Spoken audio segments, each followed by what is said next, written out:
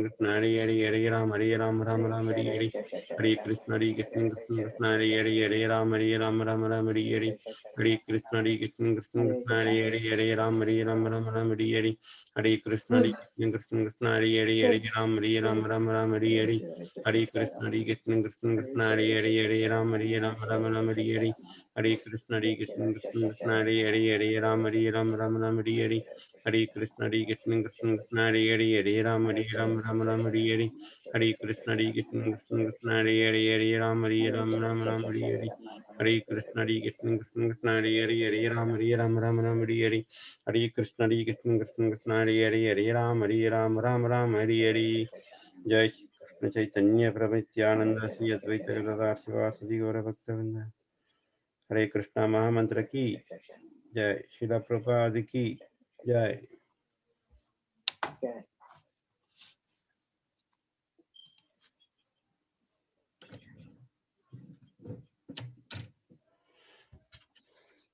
Hare Krishna Rajesh Govind Prabhu.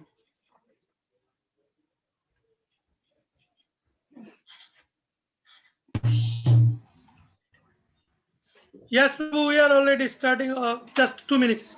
Yes, sure, Prabhu. Yes, Prabhu. Hare Krishna, Prabhu. Hare Krishna Mataji. Dhanavad Namal Garisha Srila Prabhupada.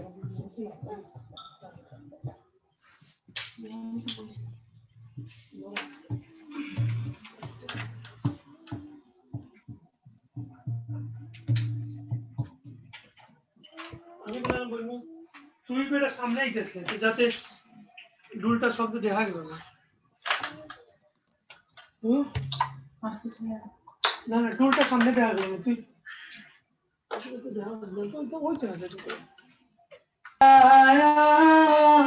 Krishna পৃষ্ঠায় ভূতলে শ্রীমতে ভক্তি বেদান্ত স্বামীতে নামিনে নমঃ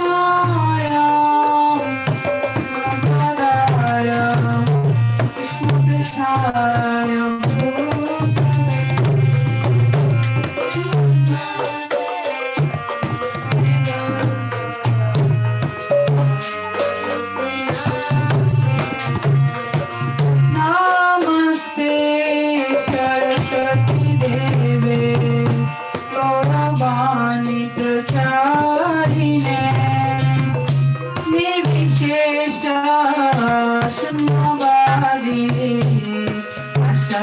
Krishna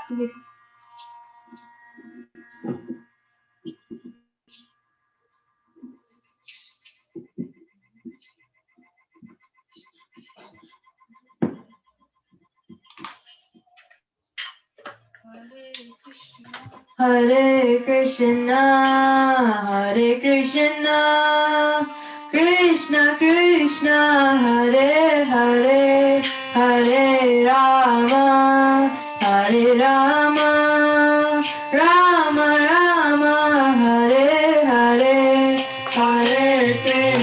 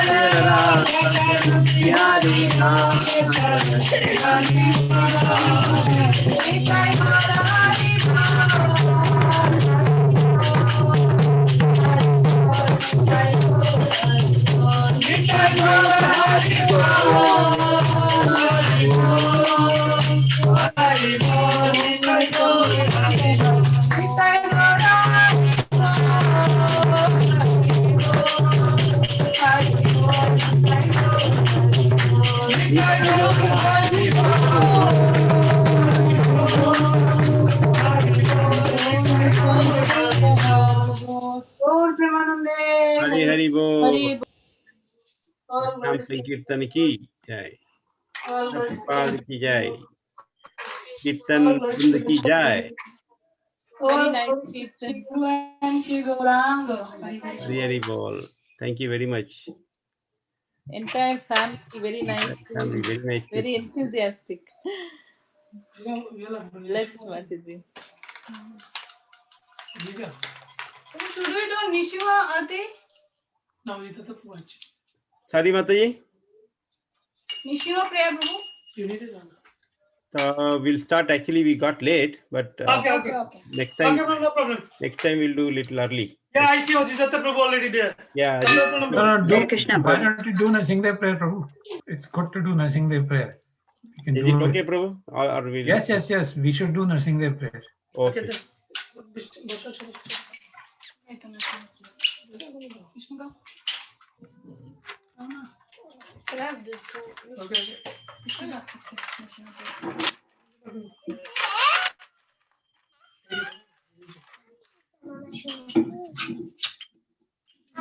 Namaste Narasimhaya. Namaste Narasimhaya.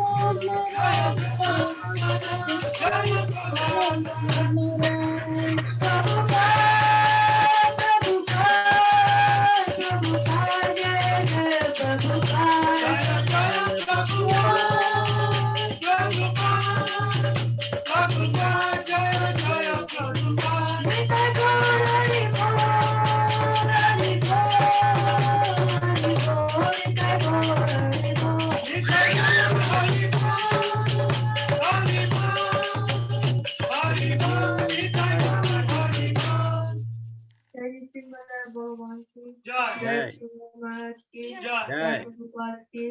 Jai. Hari Hari Bol. Thank you very much.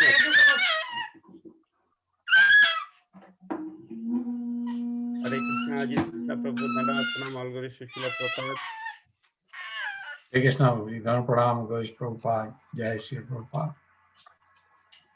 Very nice, wonderful, very enlivening kirtan. Thank you, Prabhu. Very nice. The children are so well trained. They play the mridanga and all that so nicely, doing kirtan also so nicely. Very inspiring, bro.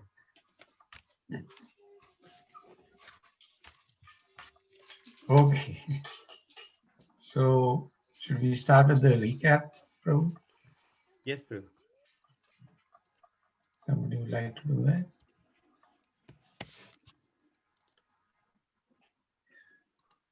We did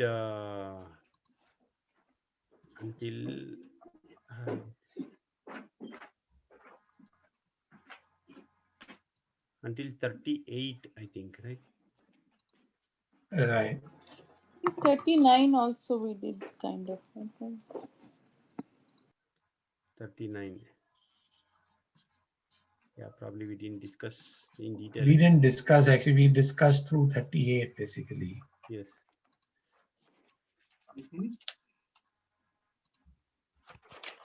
35 to 38. Yeah.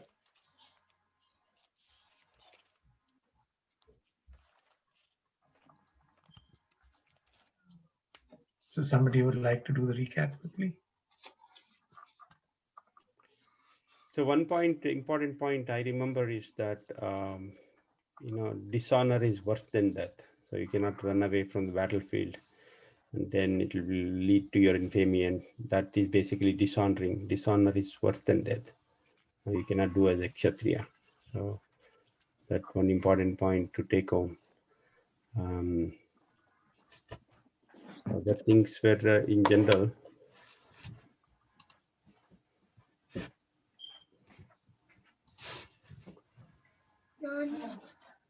No.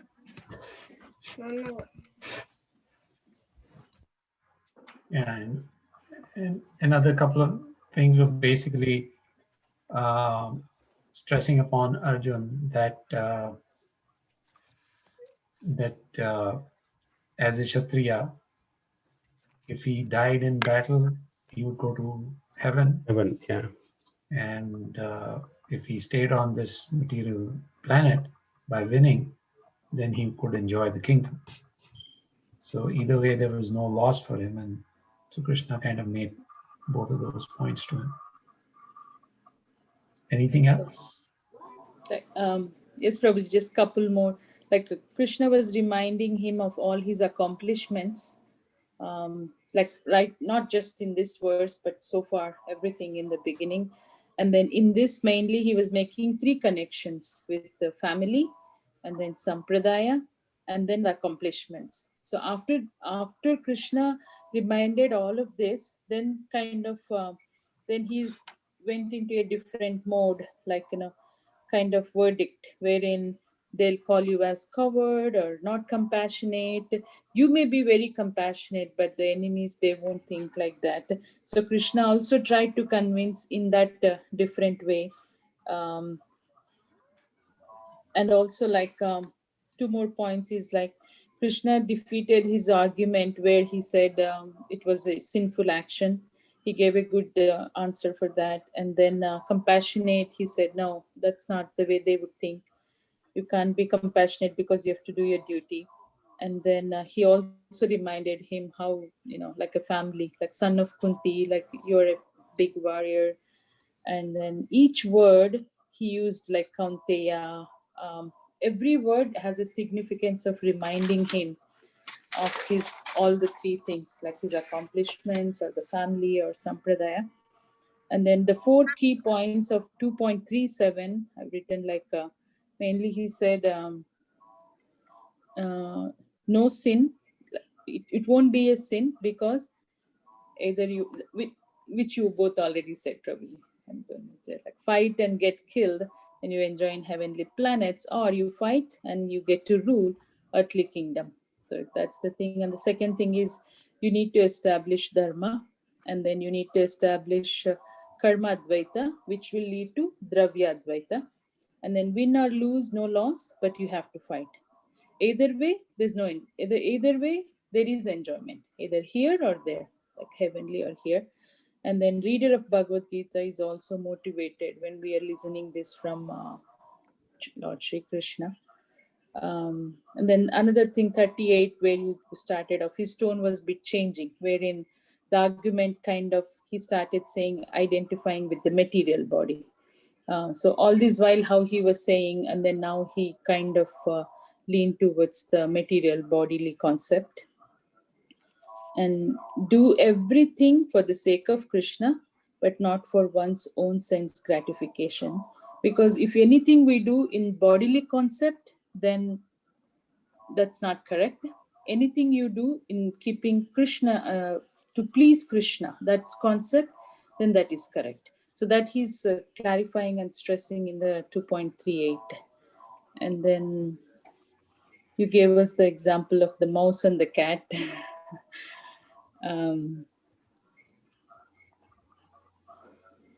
Like even when we're driving the car, we are killing a lot of animals while driving, consuming, but still you're doing all that as part of your duty. While performing your duty, Krishna will say, yes, that is okay.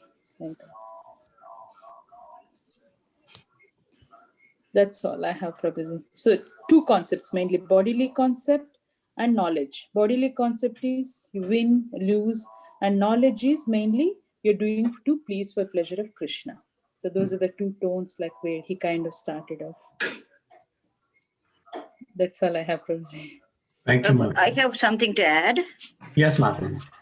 At the 238, he says, don't be concerned about sukha or dukkha, either victory or defeat. So I think, he should work in a higher level of thinking. You shouldn't be concerned about the bodily concept in the materialistic way. So that's why he is talking to him like a son of Kunti, if he was talking about all winning the heavenly kingdom and other things. Either you win the heavenly kingdom or if you enjoy the earthly kingdom, it will be the same. I guess you have to look at it in a equal basis. So he's teaching him to think in a higher level and not to be concerned about the materialistic viewpoints. Thank you, Mataji. Thank you, Prabhu. Anybody else?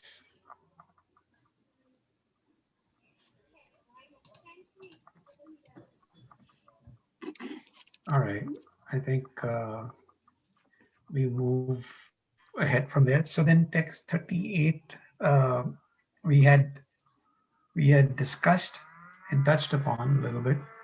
I think today I was thinking maybe we can just read the Sanskrit for 38 because the discussion we'll do 39 and 40, 38, 39, 40.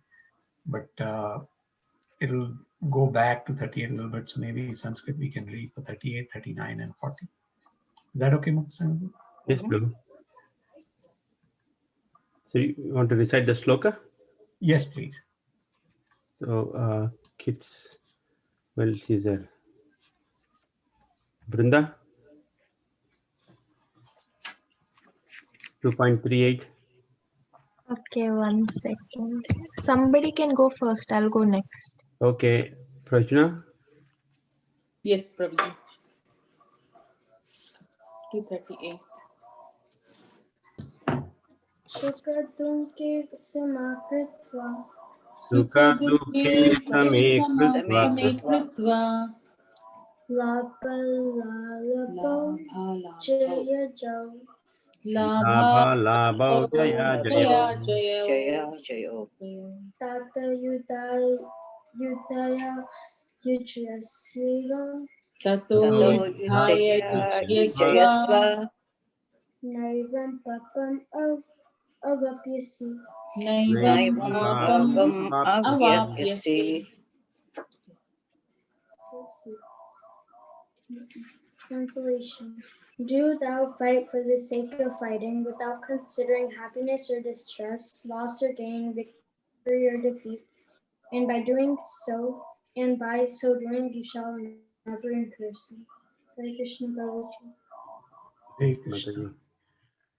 Brinda? Esha te vihita sankhye Esha devi Sankhe buddhir yoge tva ima shrunu. buddhir yoge imam Imam shrunu. Shrinu. Buddhya yukto yaya partha Buddhya yukto yaya partha karma bandham prahasyasi. karma bandham prahasyati. Thus far, I have described this knowledge to you through analytical study. Now listen as I explain it in terms of working without fruitive results.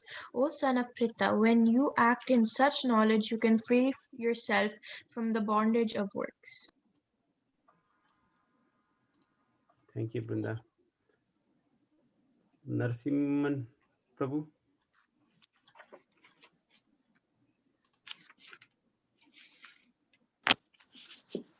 Hare Krishna Prabhuji. Pranam.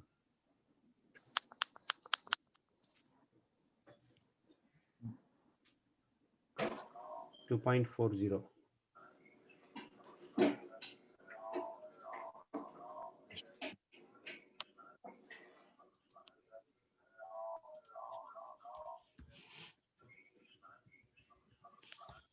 I can go next, Prabhuji. Okay. Neha Yes.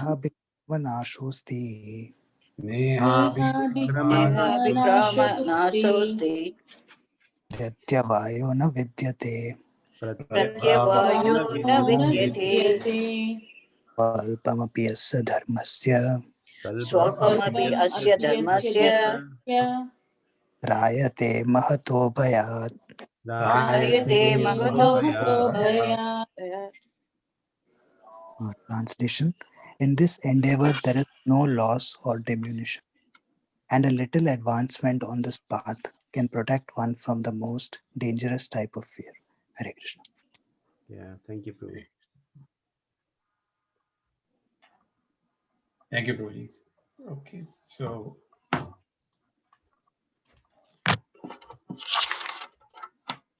we'll start with the invocation prayer, then we can start the discussion. Om Ajnana Timirandasya Gyananjana Shalakaya Chakshur Umilitam Yena Tasmai Shri Gurave Namaha Shri Chaitanya Manobishtam Sthapitam Yena Bhutale Swayam Rupa Kadamayam Dadhati Swapadantikam Vandeham Shri Ruta Padakamanam Shri Gurun Vaishnavamscha Shri Rupam Sagrajatam Sagana Raghunathanvitam Tam Sajivam Sadvaitam Savadutam Parijana Sahitam Krishna Chaitanya Devam Shri Radha Krishna Padam Sagana Lalita Shri Vishakhanvitamscha He Krishna Karuna Sindhu Dinabandhu Jagatpate Gopesha Gopika Kanta Radhakanta Namastute Tapta Kanchana Gaurani Radhe Vrindavaneshwari Vrishabhanu Suti Devi Pranamami Hari Priye Vanchakalpatarubhascha Kripasindhubhaiva cha Patitanam Pavanebhyo Vaishnavebhyo Namo Namaha. Jai Shri Krishna Chaitanya Prabhu Nityananda Shri Advaita Gadadhar Vasadi Gaur Bhaktivinoda. Hare Krishna Krishna Krishna Hare Hare Hare Rama Rama Rama Hare Hare.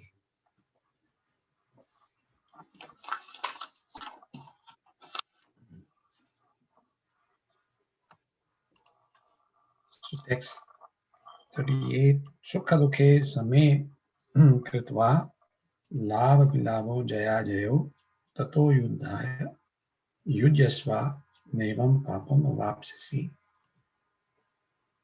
So up till now, Krishna has presented many different arguments to Arjun to help him understand why he should fight.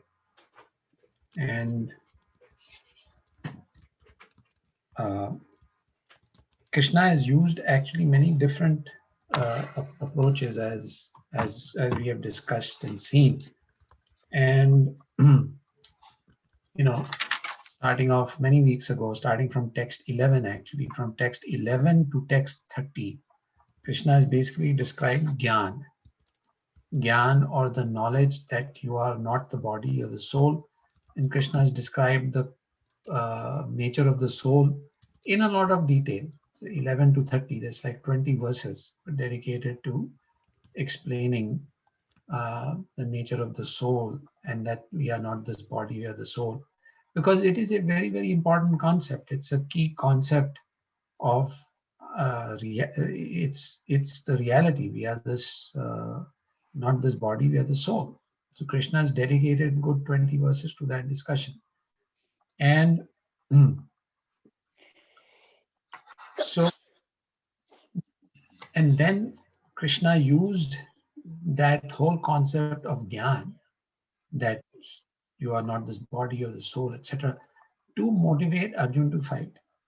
Then after text 30, he, from 31, 38, bless you, Mataji, till 37, 38, Krishna basically gave Arjun other reasons. He said, if you perform your duty as a Kshatriya, then you can be elevated to the heavenly planets.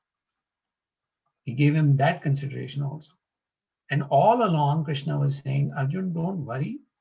There will be no sinful reaction, because you are worried about sinful reaction, which is a very good thing to be worried about. One should be careful about sinful reaction. And Krishna said, there will be no sinful reaction. And then he gave him the argument of karma, meaning karma in the sense, not karma yoga, but karma acting for fruitive results, by saying that if you perform your duty as a Kshatriya, you will be elevated to the heavenly planet. So he gave him that argument also. Now Krishna is turning in text 38.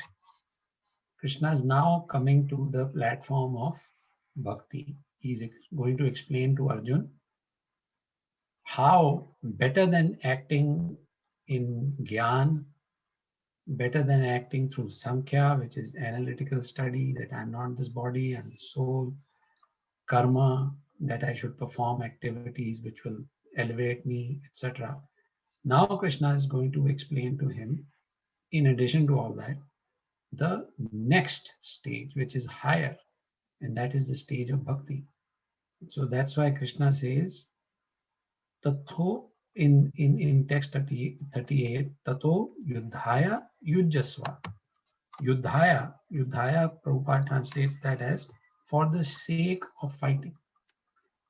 Yudhaya, for the sake, Yudh is war. So Yudhaya, for the sake of fighting. Yuj Yasva. Yuj Yasva means you get engaged in it, be engrossed in it. fighting for the sake of fighting. So now this is actually, so in the translation, Prabhupada said, do thou fight for the sake of fighting without considering happiness or distress, loss or gain, victory or defeat. And by so doing, you shall never incur sin. And this is actually Krishna is giving him an order, do thou fight. But the terminology used is as if it's a request. Basically, it's an order to Arjuna, but it sounds like a request. And that is Krishna's, because Krishna doesn't want anything to be dictated, because he says the living entity has the independence and the choice to either follow my instruction or to not follow my instruction. And he'll never take that independence away from any living entity. But the instruction to Arjuna is very clear, do thou fight for the sake of fighting.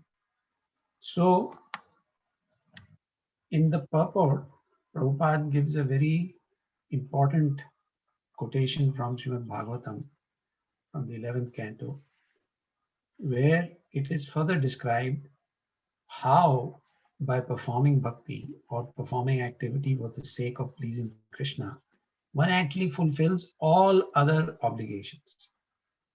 So when you take on the subject matter of duty, it is a very vast topic.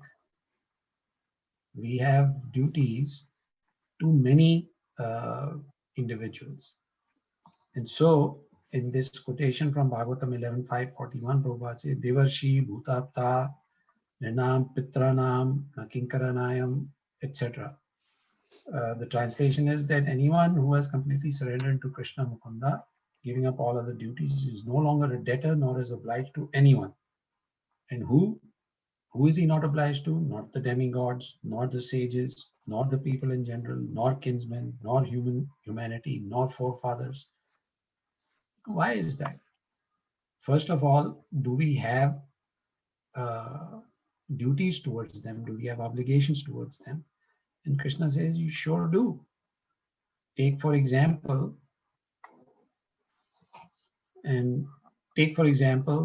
we are every day living on this planet Earth, where the sun is giving the planet energy. Currently, we are going through winter time, but still the temperature doesn't drop below a certain point. And the summertime, it doesn't go above a certain point. That range of temperature is suitable for human existence.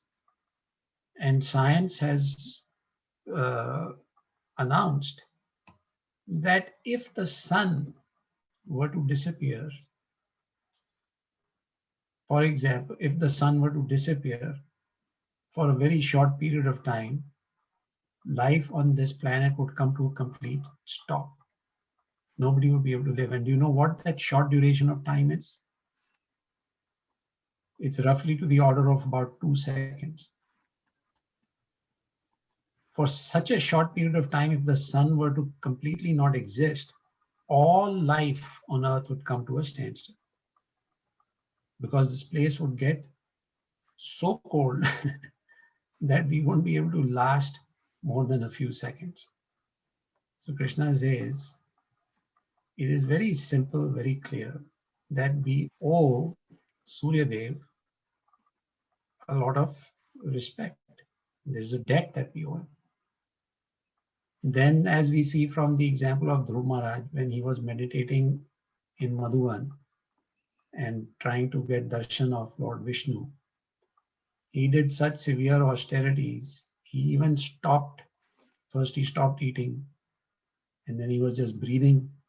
He says, no, this breathing is also too much sense gratification. I'll breathe only very little. He was powerful enough that he controlled his breathing to the extent that he was taking only a few breaths a day. So when that level of austerity was being performed by a living entity, the entire system where the demigods provide a certain amount of, where Varun Dev provides a certain amount of air, Surya Dev provides a certain amount of heat and light, etc. It's designed to sustain human life, but if some living entity has the power to control his or her breathing in such a way as Dhruv Maharaj did, it actually upsets the entire equilibrium. So all the demigods they also became very uncomfortable. And they went to the Lord and said, please do something. This Dhruv Maharaj is doing too much austerity. It is making us uncomfortable also. So anyway, and so the breeding facility is given to us by the demigods, and they are sustaining it. So long story short, we owe the demigods for our sustenance. Just like we have to pay our electricity bill and our heating bill and the gas agency bill every month, we are taking all these resources of nature and we think it's free. When you ask people, are you paying the demigods back? They say, oh, I haven't seen any demigod, so who even knows they exist? This is Mother Nature. They say it is Mother Nature. They respect nature as mother, but they don't admit that Mother Nature is not just something impersonal. It's a person and a group of people, in fact, who are acting under the instruction of Krishna. So we owe many debts, and it is humanly impossible for us to adequately repay all the demigods, the forefathers, etc. And so if we don't repay, then we are in violation of our commitments. So we don't want to be in violation of our commitments. So Krishna says the easiest way is described in this Bhagavatam 11.5.41, that if you become a servant of Krishna and you serve Krishna, because he is the original father and the original creator of all the demigods and the entire system of existence, if you please him, everybody else is automatically pleased. So from that perspective, it becomes very clear to us that the purpose of human life is to understand that we are eternal servants of Krishna, and therefore we should serve him. And so that's why Krishna is saying to Arjuna in 38, do thou fight for the sake of fighting, because I want you to fight. So he's impelling him to do devotional service. So then in 39, then Krishna elaborates on his reasoning, and he says, thus far I have described this knowledge to you through analytical study. Through analytical study, Krishna is described in all these verses, what is soul, what is body, etc. Now listen as I explain it in terms of working without fruitive results. O son of Pratha, when you act in such knowledge, you can free yourself from the bondage of works. From the bondage of works. So here comes in the concept that we had introduced some weeks ago of the Pravritti Marg and the Nivritti Marg. So in the previous few verses, 31, 32, 35, like that, Krishna gave Arjun these this reasoning that if you perform the duties of a Kshatriya and you die in battle, you go to heaven. That is Pravritti Marg, performing activity for elevation to higher planets. Now Krishna is introducing to him the concept of Nivritti Marg, where he says that higher than Pravritti Marg is the concept of performing activity for my pleasure. So in 38, he says, do thou fight for the sake of fighting. And then he says, now listen as I explain it in terms of working without fruitive results. Working without fruitive results. But the key here is working. Krishna is not saying don't work. Krishna is saying work, but without enjoying or without the motivation to enjoy the results of the work. So there are two types of transcendentalists. To kind of discuss this point a little further, there are two types of transcendentalists who are trying to work without fruitive results. So without fruitive results is nishkam karma. Kama is desire for fruitive result. Nishkam means without desire for fruitive results. So nishkam karma can be performed at two different levels, depending on the advancement of the worker. So one kind of transcendentalist is a Jnani. He says, I am not this body, I am soul, and I don't want anything for the body. I will perform activities with complete detachment. So he performs Nishkam Karma. And when he performs activity in that mentality, he doesn't suffer any reaction, any material reaction. The other type of transcendentalist who also performs Nishkam Karma, he has this understanding that I'm not this body, I'm the soul, I have to perform activity, I don't want to be attached to the fruitive results. So far, it's all common with the Jnani. But then what differentiates this person from the Jnani is that the person says, okay, I don't want the results, but I want to, for myself, but I want to perform the activity and offer the results to Krishna. So the second type of transcendentalist also is not attached to the results, also performs Nishkam Karma, also does not get the reaction, any sinful reaction for his karma, but he does his action as an offering to Krishna. He performs all these activities and he offers the result to Krishna. And Krishna says of the two, the second type who offers all his results of activity to me is dear to me and is the better of the two. Because what is the ultimate goal of these two types of Nishkam karma practitioners? The first one, who performs without understanding of Krishna, can at most attain mukti or mukti or liberation in the Brahma Jyoti. So he can attain Brahma Anand. But the one who's performing activity for Krishna, he can actually associate with the Supreme Lord and he can actually go higher than just plain mukti.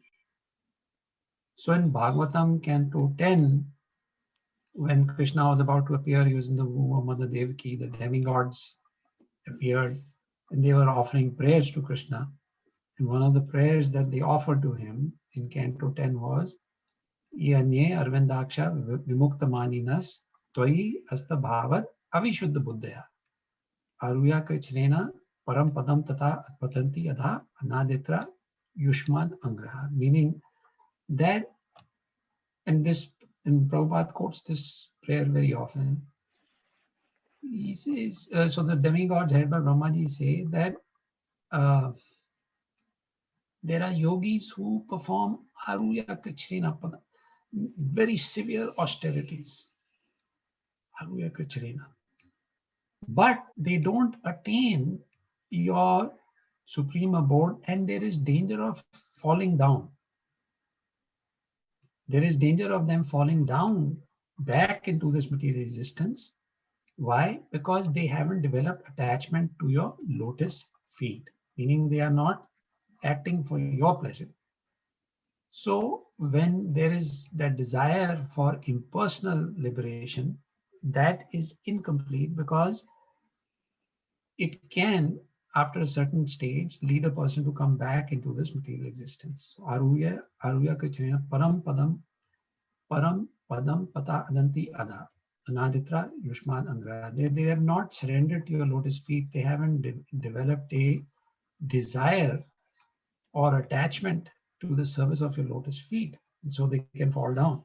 And so that's why Krishna's stressing here to Arjun, do thou fight for the sake of fighting without considering happiness. And then he says, listen as I explain in terms of working without fruitive results. When you act in such knowledge, you can free yourself from the bondage of works. So Krishna is referring to activity in Krishna consciousness, not the first kind of Nishkam Karma, but the second type of Nishkam Karma. So now Krishna's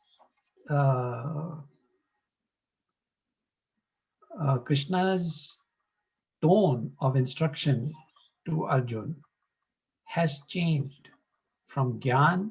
First it was on Gyan, then it was on just karma. Now it has come to bhakti, performing activities for the sake of pleasing Krishna.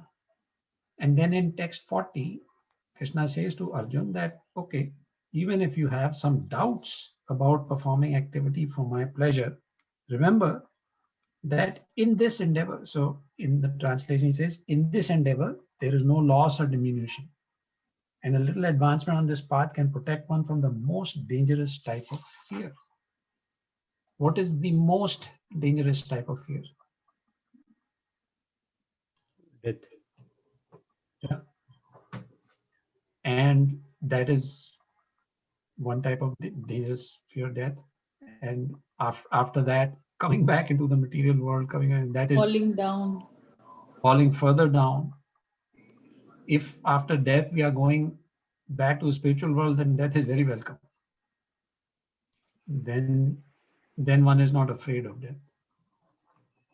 But to fall down into a lower form of life, or even to come, that is, or not to be in bhakti anymore, that is the greatest type of fear.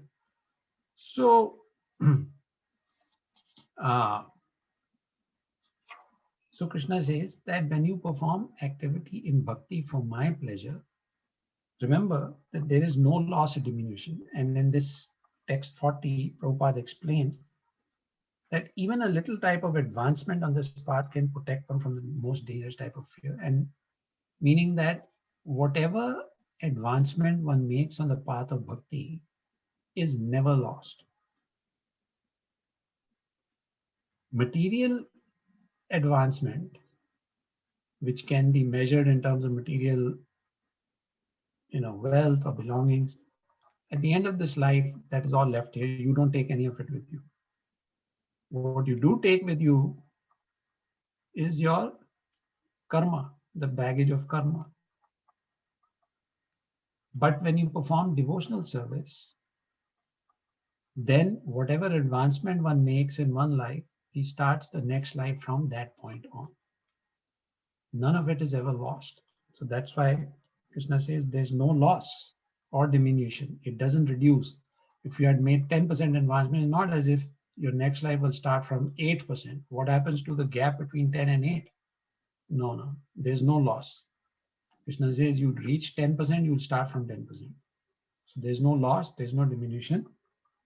And then he says even a little advancement can protect from the greatest type of fear. And in this connection, Prabhupada always gives the example of Ajamil. He says Ajamil had started his life, in a pious manner. He was aware of God. Then after some time in his youth, he fell. But because he had been pious in the beginning of his life, when the end came, those pious credits came to his rescue. And that's how he was saved from being taken by the agents of Yamraj. So there is a quotation from Bhagavatam 1.5.17 where the translation is, if someone gives up his occupational duties and works in Krishna consciousness and then falls down on account of not completing his work, what loss is there? Meaning, whatever you have accomplished, you will not lose that.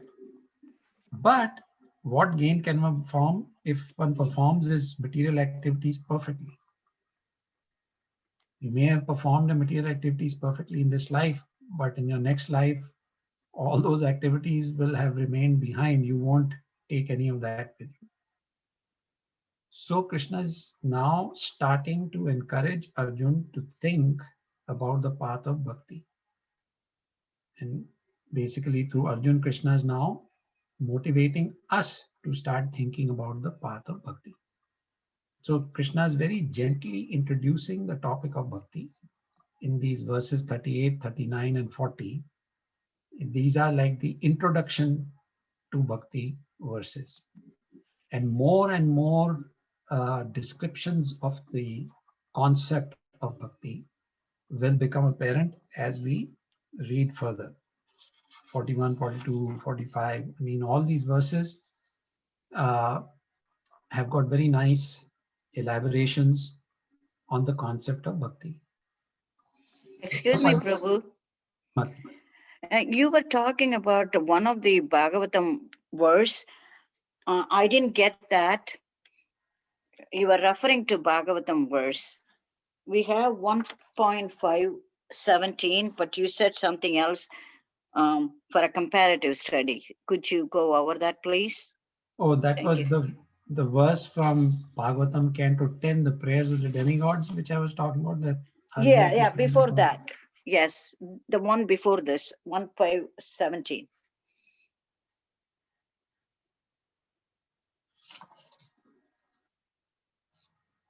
So actually, we were talking about three verses. One was 1.517. Okay, that okay. Then in text 38, there was reference to Canto 11, 541. Okay, that's all right. Okay, The one more thing. You're talking about the third verse? Yeah. So that is Ye Anye Arvindaksha Vimuktamaninas. Tvai Asta Bhavad Avishuddha Buddhaya. That referred to the yogis who perform severe austerities to try and attain impersonal liberation. But Brahmaji and the demigods, when they were praying to Krishna, they said that is not a very good path, or that's not as good as your devotion service, because one can fall down from that path and come back again to this material world. But if someone develops attachment to your lotus feet and performs bhakti to your lotus feet, then there's no question of their falling down. Okay, Prabhu, thank you. You're welcome, Madhu. Thank you very much. So that is, I can read the translation of that verse for you.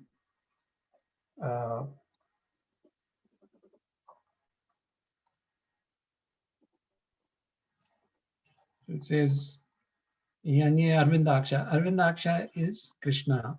Aksha is eyes. Arvindaksha is lotus eyes. So the demigod Brahmaji says, O lotus-eyed Lord, although non-devotees who accept severe austerities and penances to achieve the highest position may think themselves liberated, their intelligence is impure.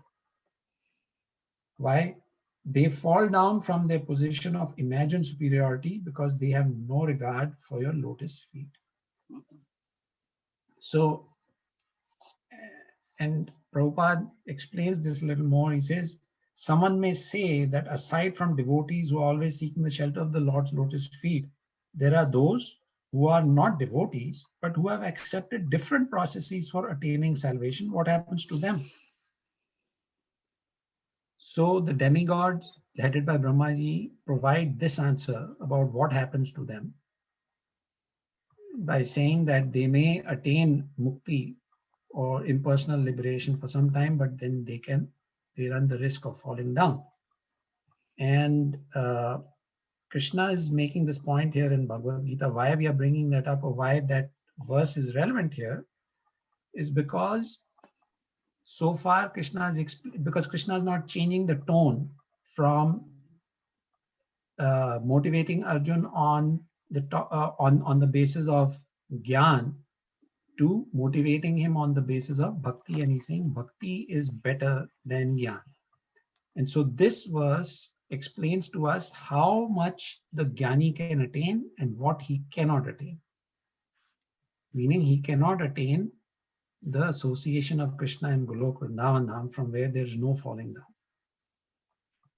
That's the difference. So that's why bhakti is considered the highest of all transcendental practices. Prabhuji, which verse is that one which you said, Arvinda, where Brahma says? Is it from Srimad Bhagavatam? Yeah, that is Bhagavatam, Canto 10, 232.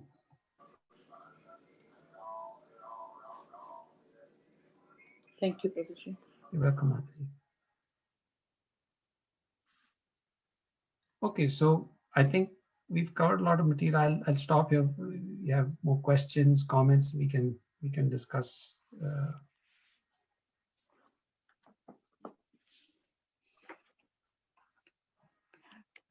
So basically, Krishna is now introducing the concept of bhakti. So we'll stop here at the introduction part. And next few weeks, then we'll go through it in more detail. Questions? Prabhu? Yes, Madhuri. Thank you, Prabhu. We were talking about Sankhya philosophy. There are two distinct philosophy. Sankhya philosophy of atheist, Sankhya philosophy of the transcendentalist. Okay, believing in the Bhakti Yoga and falling at the lotus feet of Krishna. Right. So, according to my understanding, the Sankhya philosophy of a non-devotee Kapila, it shouldn't be followed. I think we have another form of Sankhya Yoga. Kapila is equal to Krishna. He is the Lord Krishna.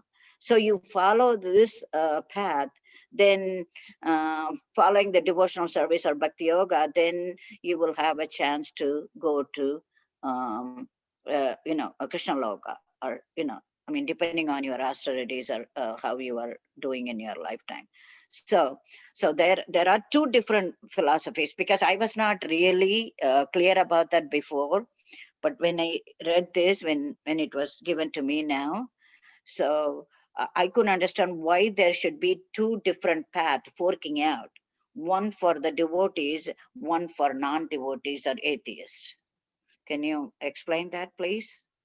So Mataji, were you referring to the two types of Sankhya philosophies that Prabhupada refers to in the purport? That Sankhya by Kapil and the Sankhya philosophy by the imposter Kapil, as Prabhupada says. Okay, because who could be the imposter Kapila? I mean, I don't understand that. Who could be that? I mean, you are imagining to be somebody that you are not, or one is the real Kapila equal to Krishna, then other one is like pretending to be Kapila or something. I don't get that. And actually don't worry too much about those details, Mataji, because what Prabhupada is saying in the purport here is that for text 39, Prabhupada says in the purport that Krishna, when he's talking about analytical study, he is not referring, Krishna is not referring to the analytical or Sankhya philosophy of either the imposter Kapil or the real Kapil. Okay. He says he's not referring to either one of them. Okay. He is basically just saying, Arjun, so far I have given you the because Sankhya is another word for analytical. So Krishna has given Arjun a very analytical type of reasoning. You're not the body, you're the soul. The soul is 1/10,000 the part of the tip of a hair. It is not burnt by fire. It is not dried by wind, cannot cut it. So very good analysis he has given him. Complete understanding of what the soul is. And then he says, you're the soul and you're not the body, and the body will perish and die and this and that. So he's saying this is the analysis that Krishna has done. And that is the analytical study that he's referring to. So Prabhupada is saying, Prabhupada is just making the distinction that sometimes, because Krishna used the word Sankhya here in text 39, first line, you see, Esha te abhihita Sankhya.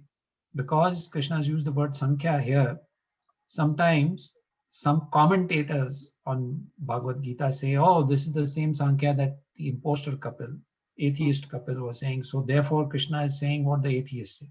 And Prabhupada is saying, don't get confused by all of that. That is not at all what Krishna is saying.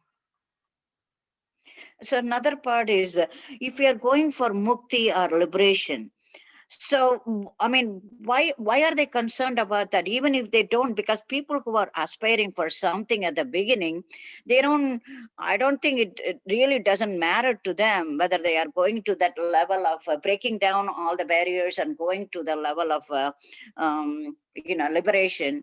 That itself will suffice for them, but they don't care whether they are going to fall down because they don't have that kind of knowledge about Krishna Lok. Even though we are thinking about Krishna Lok, surrendering to lotus feet of Lord, but I mean, we have only read, but we don't have, I know we have only read from different literatures. We don't have a solid proof. And I follow that, I will go for this mukti or I go higher up to Krishna Loka. But at the beginning stage, why do we really have to worry about where I'm going?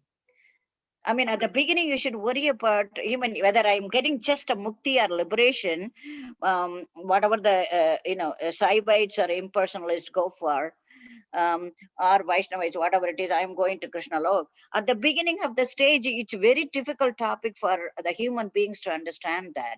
So I don't think you should be really worrying about whether I'm going to get the mukti or I'm going to Krishna Lok, because it will be very, very hard subject for anybody to grasp, either liberation or mukti. I mean, liberation is mukti, but then Krishna Loka. But even fall down, don't you have a chance to go back again? Oh, I did something wrong, I fell down. So it is still opportunity for me to go back to Krishna Loka. So don't you think we can have that kind of understanding at all? Yeah, you can have that kind of understanding. So you asked two questions, Mataji. So Yes. to your second question, yes. I mean, if somebody doesn't fulfill their devotional service completely, they are, again, like there's no loss or diminution, like Krishna says. So the example is given of King Bharat, who, while leaving his body, while he was a devotee most all his life, he got very attached to that deer. And while he was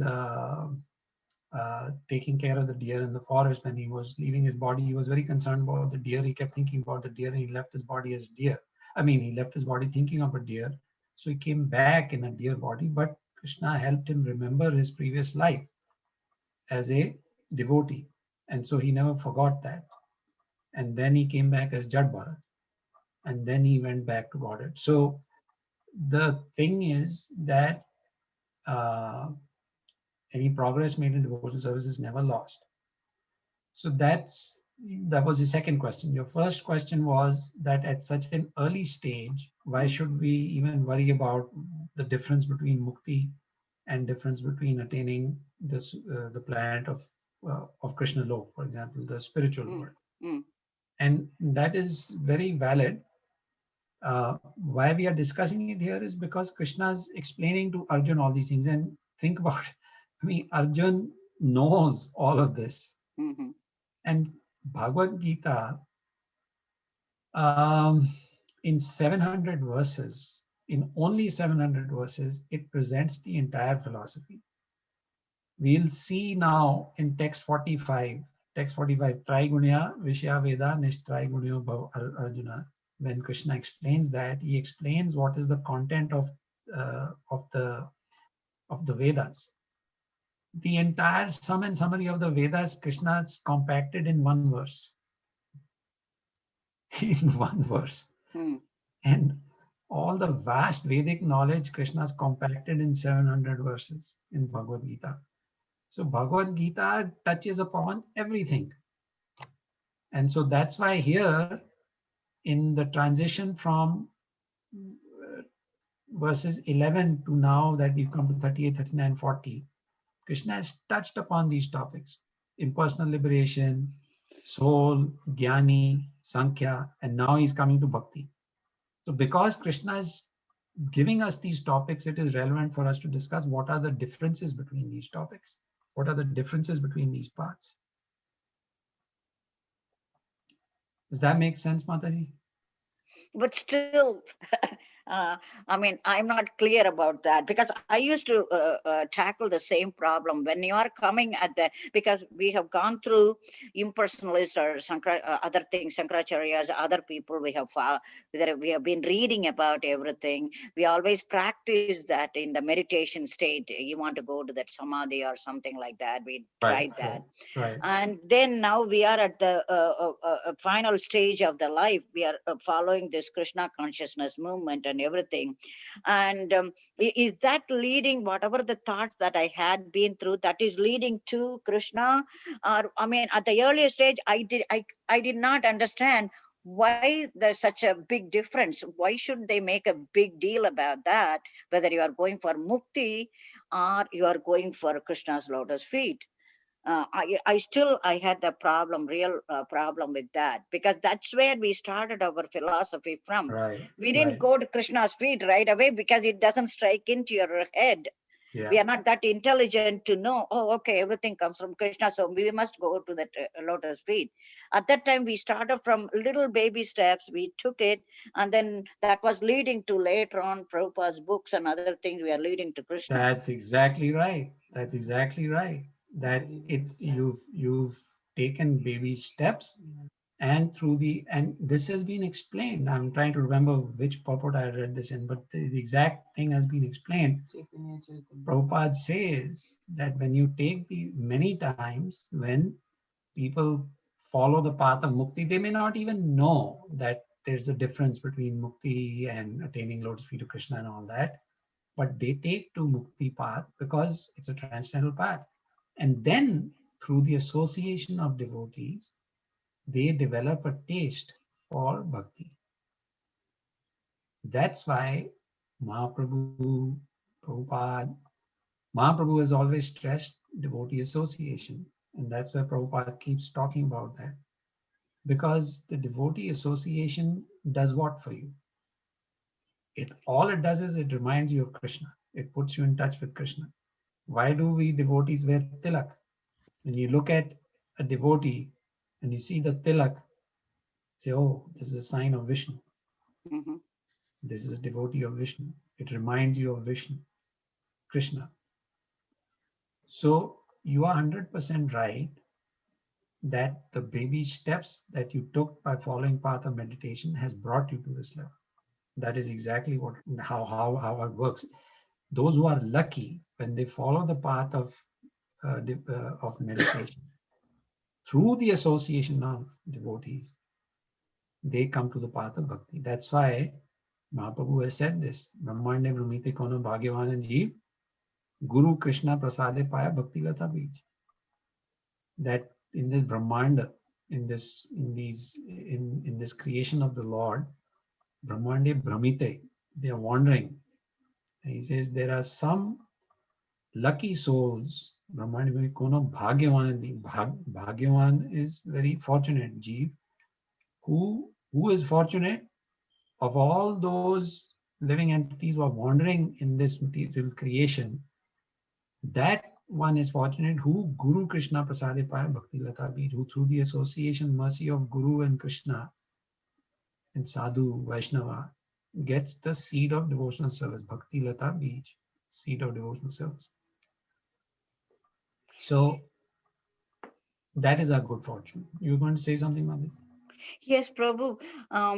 Even when we are meditating on the heart. We used to do that. I did that in the 80s or something. So even then, you are supposed to see Krishna or Ishtadeva in your heart. Then you are focusing on that. But it was very difficult at the beginning to get the samadhi, or even 1 minute or 30 seconds or 40 seconds of samadhi. You have to keep on refocusing your mind to bring it back to the state of meditation, 30 minutes or 35, 40 minutes of meditation.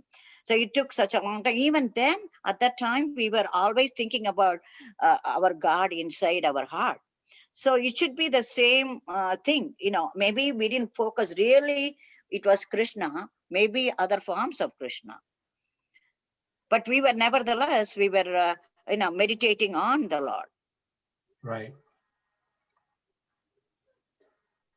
When they say focus or meditate on the Lord in your heart, that is Krishna's expansion as the Kshirodakshaya Vishnu. The Paramatma. Who is residing in your heart as Paramatma. So again, it is no different than Krishna. So that's why Bhagavad Gita, chapter 10, verse 10, Krishna says, Tesham satata yuktanam bhajatam priti purvakam dadami buddhi yogam tam yenamam upayanti. That I residing in the heart as the super soul, to those who are, so Tesham satata yuktanam, those who are always engaged in my thoughts of me, bhajatam priti purvakam, that who are trying to serve me with love, what do? Dadami buddhi yogam tam. I give them this knowledge of buddhi yoga because I reside in their heart. I know what they're thinking. And so if they're trying to come to me, then I help them from within. I give them the knowledge from within. Yena mam yantite, by which they can come to me. And Prabhupada says, when a person is advanced in devotional service, when he's mature in devotional service, he can talk to the super soul within the heart. The super soul from within the heart gives you direct instruction. What is to be done, what is not to be done. Prabhupada says it. And that means, see, so many times Prabhupada has said that all these purports I have not written, Krishna has written them. And this is what he's referring to. Krishna is residing in his heart. He has dictated everything to him and he has written it. That's why Prabhupada says these things with so much of clarity and confidence. So that is a very mature stage of bhakti. We are trying, baby steps. But then that is where the mercy of the acharyas comes in. They say that mercy of the guru and the acharyas comes in. They say you may not be able to reach the level of perfection. Like Prabhupada's come from the spiritual world, so his level is different. But they've come here to reclaim us because we are not capable of reaching that level without their help. So if we follow the path sincerely, they say surrender. Krishna says surrender to me. So he said, just surrender to me. What is surrender? Chanting, hearing, following four active principles. He says, whatever deficiency you have, whatever shortcomings you have, I'll compensate for those. I'll take you, Prabhupada says, I'll help you go back to God. Otherwise, it's practically, I don't know how possible it is even for how many people who can become perfect. Very, very, very, very few. Krishna wants us all back. So he's made the path so easy. Bhagavatam says this, right? Kriteya Dhyato Vishnu Tretayam Nagato Magai Papare Paricharyaya Kalauta Dhari Kirtana. So all the accomplishments, whatever they could accomplish in Satya, Kriteya Dhyato Vishnu, through meditation of many years, what they could accomplish, Kalauta Dhari Kirtana, that you can accomplish that in Kali Yuga through the easy process of Hari Kirtan. Nowhere has Krishna said that you become perfect and I'll take you back. He just says, surrender to me and I'll take you back.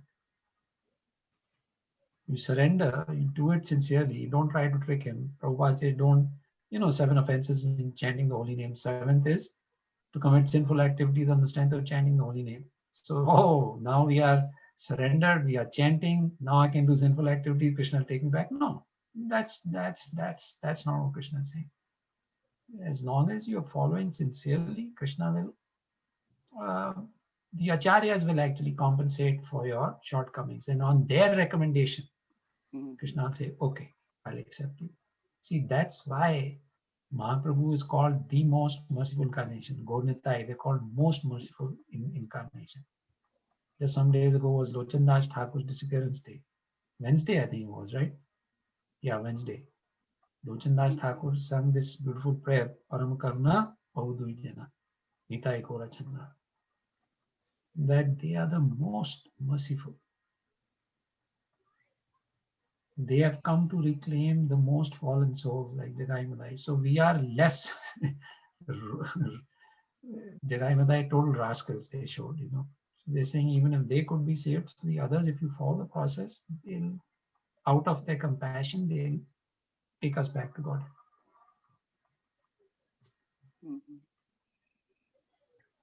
Okay, Prabhu. Yeah, I think meditation is turned into chanting of the Harinam. So when you are chanting, then you think about same Krishna within your heart. Really focus on it. So. Right. Because when you're chanting, what are you saying? The meaning of what you're saying is, oh Krishna, all attractive, or source of all pleasure, please engage me in your devotional service. Yes. And that's what Krishna wants to hear. He says, okay. Thank you, Prabhu. Thank you so much. Appreciate it. Thank you. Hare Krishna. So we were talking about fall down, and that just reminded me of something I was reading in one of Prabhupada's Bhagavatam purports the other day, and I was just wondering if we could maybe elaborate on that a bit. So he was explaining, obviously now I know karma is a very complicated matter, but for example, he gave the point of the demigods. If one is Prabhupada was saying that if one is convinced deep down that, they want to develop love of God, they're basically there, but there's just some lingering material attachment or habit which they can't get rid of. That's when they'd get promoted to the position of a demigod. And then he also says that in the demigod planets, of course, they're blessed with much higher intelligence, much greater intellectual capacity. They can understand the Vedic wisdom to a much higher extent than ordinary human beings. But at the same time, the nicer material facilities do bring in that risk of, getting distracted and deciding that, oh, I don't want to develop that love of God and go back to Godhead. So in that case, even though the vast majority of the population there is much more religious and therefore has better resources to want to develop love of God and develop that desire to go back to Godhead. And like you were saying, that just made me think about that. And like you were saying that Krishna never lets any pious credits go to waste. If you were 8% of the way there, for example, in one life, you'd pick up right at 8%. You'd never lose that 8%. Could you maybe elaborate on how that works and if there is a possibility to fall down and lose that attachment for bhakti? Or I know it's a very complicated matter, but that was just something which I thought was very interesting and just wanted to hear more details on. Yeah. So you don't lose the progress that you made. The question then becomes fear of accidentally doing something. Like Prabhupada says, you can accidentally incur negative karma, and of course, since it's accidental, you don't even realize it. But of course, since that's negative karma, it's counting against you. There's always that fear of what if you incur something intentionally or unintentionally, and will that necessarily hinder your progress in bhakti? Or if you're basically there, like in the demigod case, what would happen? Or does Krishna say, okay, you've made an honest effort, if there's something that's hindering you, like something which you're intentionally struggling with, or something which accidentally is, or something that you're doing intentionally, but you're just, it's as you're struggling with it, or you're in some awkward material circumstance, Krishna say that, how does Krishna look at that? He says that there is 1 minute, I'm just actually going to point you to a verse which addresses this.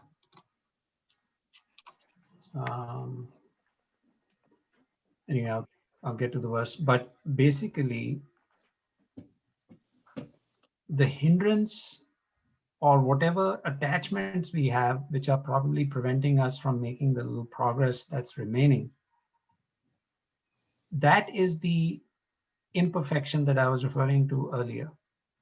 Mm-hmm. And the mercy of the acharyas comes in to help us out over there.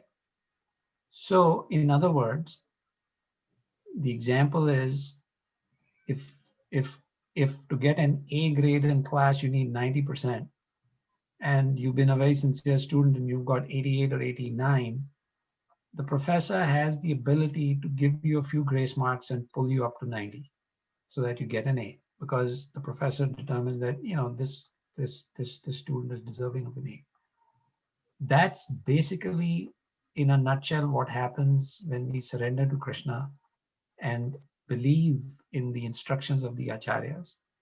The acharyas have come here from the spiritual world. When you read about the spiritual identities of all our acharyas, it's clear they are, Rupa Goswami was Rupa Manjari, and so on and so, Bhakti Vinod Thakur, Bhakti Siddhanta Maharaj, all of the spiritual identities are given. So if they are from the spiritual world, why have they come here?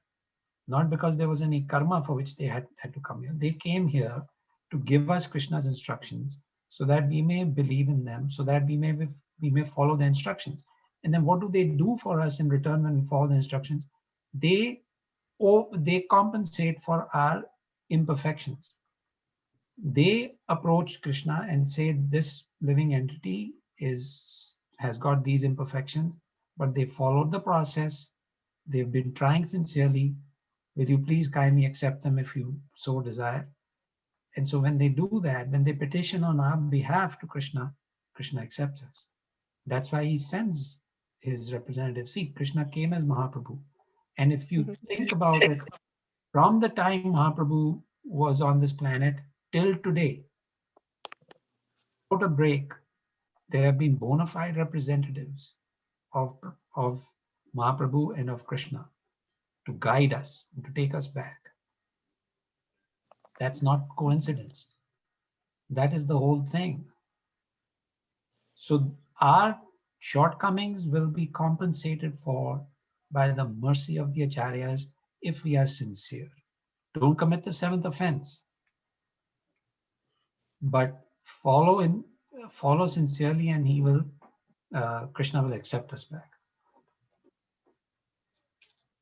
Thank you. That's just, amazing to think that there's so many things, that can, like Prabhupada said, this world is a very scary place. You never know it. You might be 100% on the right path, but at the next step, you could accidentally do something that goes against you. But that's just amazing to know how merciful the Lord is and his representatives are. Just That's amazing. why, and keep this prayer in mind, Lochandas Thakur's prayer, Param Karuna Paudujana. So it says, Sava Avtara Sara Shiromani Keval Anil Karna, that of all incarnations, Sava Avtara Sara Shiromani, they are the essence of all incarnations. And the process that they've given us is Keval Anandakanda. It is full of joy. Just simply chant and dance, chant and dance. They're not saying sit down and perform austere or severe austerities. They're saying chant, dance, eat prasad, glorify the Lord, and we'll take you back. And one of the verses in that, it's only 4 verses. And one of the verses is translated as, they're so merciful that when they chant, stones melt and birds and beasts, they cry. The point is that even a stone melts, and birds and beasts who cannot talk, they start to cry in ecstasy. Meaning our heart could be as hard as stone, could be as resistant to spiritual matters. Doesn't matter. If a stone can melt, a human heart will definitely melt. So just follow their process. That's how merciful they are. Okay, that was good. Very good explanation. Thank you. So, Yanya Mataji. Prabhuji, it's not a question, but I was just thinking, like how you said, 2 types, and then one austerities, and then attain liberation. But the main thing is pleasing Krishna, and then how Krishna is very simplifying and telling, just do your duty, and do it for pleasure of Krishna. So I was just thinking, like as a takeaway for us, I mean, we're nothing, like we're so fallen, but still maybe the 2 thoughts always in our mind. Okay, we won't be perfect because it's mine, but still I was like, okay, if we have to tell in simple words, let's do our duty, and whatever we do, let's do only to keep to make Krishna happy. How that, when if we keep thinking like that, I was just thinking in my mind, then how it will flow. I want to see one day or 1 week. I may forget, but as a exercise until next Friday, I was just thinking, if I keep reminding like this, let's see what will happen to my mind and schedule like that. I don't know, just the thought that came, because how much ever, like you said, the other shloka, all the Vedas, everything is, I forgot, Prabhu, you said one, was it 10 to 30? No, you said, when you were answering, what's Lamataji's question? 10 to 32? No, that was for the Arvinda, right? But then you said the summary was all the Vedas. Yeah, 245. Bhagavad Gita, chapter 2, verse 45. We'll come to that in the next 2 weeks, 1 week. Was it 245? Yes, 245. So that means just forget everything. That austerity, this Veda, this philosophy. You know you're there. You have a duty given. If you tell yourself, I have a duty, then this duty is whatever I'm doing to please Krishna and without fruitive results. If we keep that three in our mind, I really want to see how our mind will be. Like, I know it's very good to listen. Is it that simple? But I know it's not that simple. It's just I felt like sharing the thought that came in my mind. That's all I'm saying. Yeah, I Prabhu, mean, another thing is, in the 30s and 40s, I have been here since I was 19. So it was not easy at that time. 20s and 30s and 40s, it's so many complications, everything. We knew all that, our parents taught us, but still it is very difficult at that time to follow certain things, stick to it. I think the maturity comes in when you are getting older, you want to follow the four regulative principles, it becomes very firm. Okay, whatever the things that you learned at the time you couldn't do, control, now I think because of our age or something, maturity, it becomes a little bit, tiny bit easier. And also we have a firm footing on Krishna. Okay, Krishna's hand in everything, every living being, anything that we see, everything, things happen because of Krishna. Okay, I think as we grow older and mature, and we see Krishna as everything is part of Krishna, part and part. We are part and parcel, other people also part and parcel of it. And it was difficult at the time because we have too much of sense perceptions here, especially in America. I have seen all these years. It was not easy. In the 30s and 40s, too many things, complications come in. But I think as you solidify yourself as we grow older, and you have seen all the changes that was happening, and what remains stable, it's going to remain with you in a stable position. Nothing is going to change. And we do need to believe in Srila Prabhupada. So that becomes very firm. You are determined to keep the vow, what you when you are reading the book. He's not here, but the spirit, the books are there because of his grace. I mean, we cannot reach Krishna by ourselves. We have tried all the meditation, other things with the guru, different gurus. But because of Srila Prabhupada, he made it really simple. And Chaitanya Mahaprabhu and Nityananda Prabhu. This, chanting becomes very simple for us. And following the regulative principle, that is solidified in our heart. And you want to go back and say that Krishna is everywhere, everything. You need to follow your guru's instructions. So I think the age and maturity also, a little bit maturity also works in your favor. I think even though we have gone through so much of changes in our life, coming to this country, taking the steps, what we have, I think now I have come to the realization that, I mean, whatever it is we do, we accept Krishna as our, deity, and Chaitanya Mahaprabhu, what he taught us, the simple chanting is a process in the Kali Yuga that makes more sense to me now than before. We are vacillating before. Now it's solidified in the heart. This is it. that's very nice. Yes. Prabhuji, I know it's getting late, but one quick thought came to Sure, me. sure, yeah. Like when I was studying in the college, in the hostel where I was living, our warden, she always, every day, she used to tell us, you're all away from your parents, but we are here to take care of you. You only remember one thumb rule, that if I do this, will God be happy? If I do this, will God be not happy? Then you're making your parents happy, your teachers happy, everything.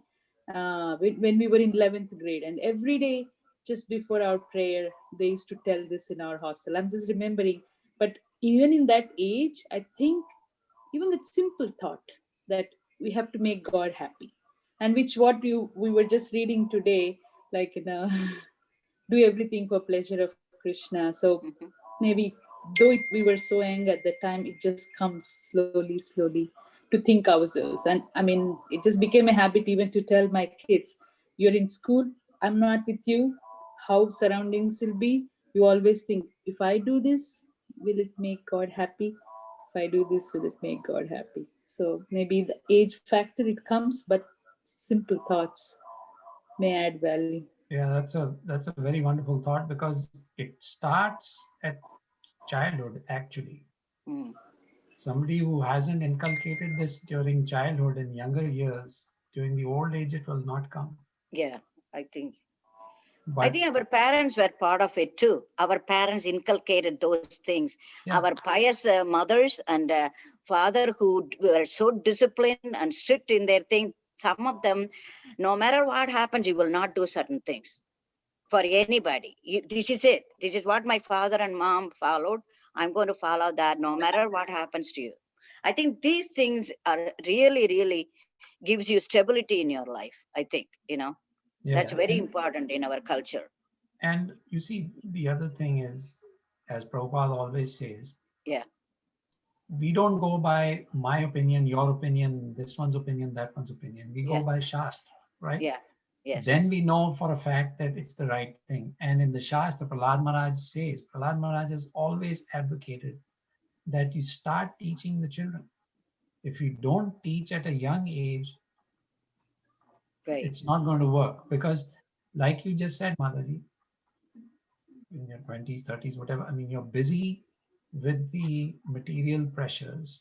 And so opportunities, time, energy for devotional life reduces or there are more distractions. I won't say reduces, but there are more Yeah. distractions. Yeah. But unless the seed is sown in childhood, you will not come back to it. But once the seed is sown in childhood, despite all these pressures and distractions, you will always be rooted in God consciousness, or in other words, in Krishna consciousness. And it will always be with you, and it'll keep guiding you, and your faith will keep growing stronger and stronger and stronger.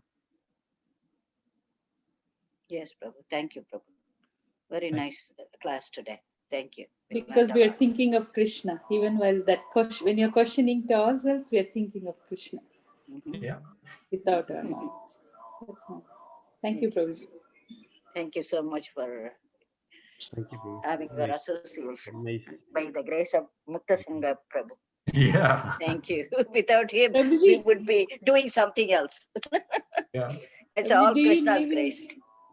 Prabhuji, do you live in Atlanta or nearby or surroundings? I'm in Atlanta. In Atlanta. Meaning in a suburb of Atlanta.